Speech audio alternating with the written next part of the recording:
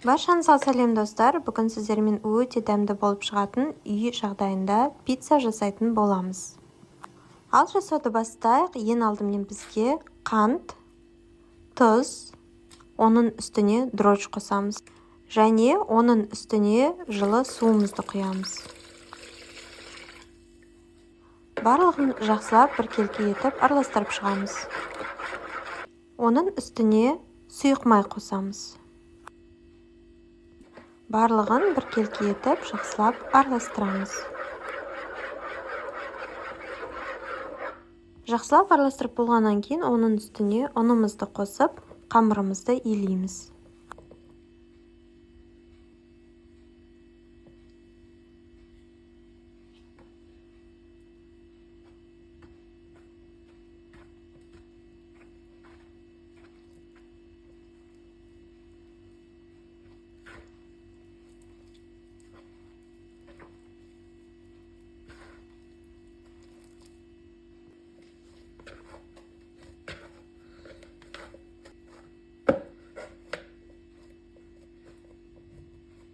Дайын болған қамырымыздың үстіне бір чай қасық сұйық майымызды құйып, барлық жағына тигізіп шығамыз.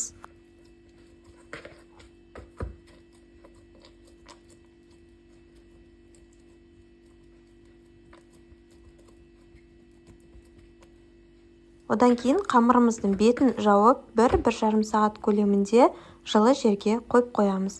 Қамыр көтерілуі қажет.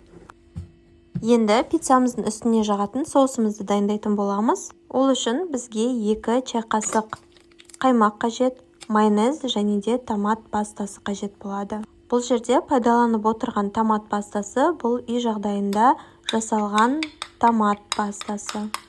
Барлығын біркелкі етіп жақсылап араластырамыз. Үстіне қосатын салмаларымызды кесіп дайындап қоямыз. Енді көтерілген қамырымызды 2 бөлікке бөліп, дөңгелек формаға келтіреміз. Бізде бұл рецепт бойынша 2 пицца көлемінде шығады. Көтерілген қамырдың біреусін алып, видеода көрсетілгендей етіп, оқтаудың көмегімен жайып шығамыз, дөңгелек формасына келтіріп. Листің үстін сұйық маймен майлап шығамыз. Майланған листің үстіне пиццамыздың қамырын қоямыз. Барлық жағын тегістеп, дөңгелек формаға келтіреміз. Вилканың көмегімен тесіп шықсаңыздар болады, олай жасамасаңыздар да болады. Жаңағы дайындаған соусымызды пиццаның үстіне жағып шығамыз. Және оның үстіне салмасын саламыз, менде колбаса. Қызып тұрған духовкада пиццамызды 10 минут көлемінде пісіріп аламыз.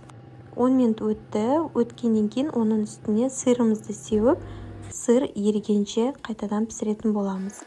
Міне осы рецептпен пицца жасап көрсеңіздер болады, өте дәмді шығады. Осы рецепт сіздерге ұнайтындығына сенімдімін. Ас болсын!